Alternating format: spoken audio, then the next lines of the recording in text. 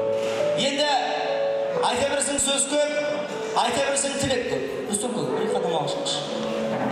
Енді, Бейжан, мен көпті көрген жігітпін негізі. Менде уақытында адам болмайды. Бұл бала арғы өмірге кетіп қалады деген ауруларды басыма келді негізі. Мен оны көп жерде айта бермеймін. Бірақ білесің бе, мен қалай аман қалғанымды, қалай өмірді осылай қазір сенің тойыңды басқарып тұрғанымды. Адамның бәрі бақытты болса, екі этаж үй салсам бақытты, 570-сін мен бақытты, бір жерде бастық болып тұрсам мен бақыттымын деп ойлайды.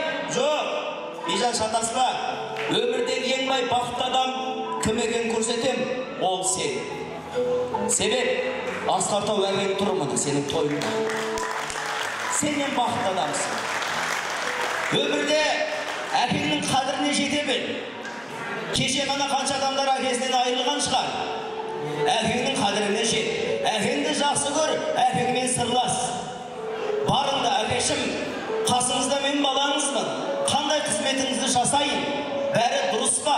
Жиі сұрақ қой. Маған көңіліңіз тоқ па деп, жиі жағдайын сұрап, жақсы көріп, бетінен жиі сүйіпті. Жарай ма, Бейжан?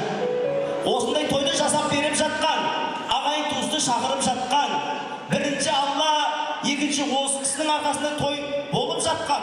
Асқартау, көкемізге бір шапалақ бар ма?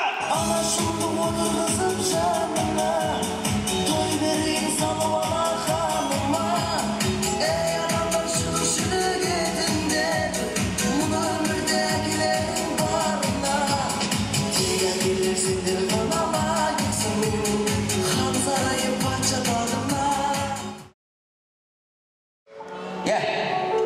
Кейде бұндай жүрекпен эмоциямен сөздерді айтатын болсаң, кейбіреулерге жағасың, кейбіреулерге жақпайсың. Бірақ, Бейжан, анадан асқан сені жақсы көретін өмірде ешкім жоқ, біліп қой.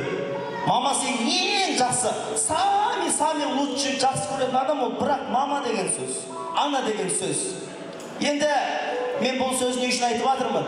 Бейжан, көп жігіттер жас кезінде үйленеді, әйелімен үйленіп болған кейін маманы ұмытып кетеді. Сен олай істеме. Бірінші сенің парызың әкеңмен тұрған анаңның разылығын алу. Сен соны ұмытпа. Өйткені сен де бұл кісі 9 ай 9-сын көтер, сені туды, бақты, сүтін берді, жіркенбей, үлкен дәретіңді де тазалаған осы кісі. Енді айтайын дегенім, өмірде қаншама адамдар бар, анасы жоқ. Анасы болса да қадіріне жете алмай жүрген жігіттер қаншама. Ал енді өз-өздеріңізге сұрақ қойып көріңіздер. Қашан мен анама елі бүкіт күлді бердім? Анамның аяғын қашан сүйдім? Қызметін қалай жасап, мені алып сүйіп, қалайша еркелеттіңіз? Сұрақ қойыңыздар, жігіттер өз-өздеріңізге. Жолда жүргенде ой, от души, брат, давай дегенді білеміз. Ал мама сәл ұрыспаса, қойшы мама деп ұрысып береміз. Біліп қойыңыз. Сіздің, мама қош деп айтуға хақыңыз да, құқыңыз да жоқ. Ал, әгер әке қайталап айтам, кімнің әкесі, кімнің анасы тірі, сіз жағдайын жасап қалыңыз. Ертең балаңыз сізді солдатып атса, ренжімеңіз, значит артқа қараңыз. Сіз де уақытыңызды әкеңізді, шешеңізді солай қызмет жасай алмадыңыз. Сондықтан да барды бағалай бір, Бейжан. Мен саған айтарым, мықты шуба алатын болсаң, мамадан баста. Мықты көйлек алатын болсаң, мамадан баста. Міне менің әлі 200-ім жоқ. Білесің ба? Өйткені мен Турциядан мамаға әлі 1 лят әперген жоқпын. Соны әперіп, сосын 200-ін тағам. Сондықтан да сен де сонда үлгі болатын да елге сондай бала бол.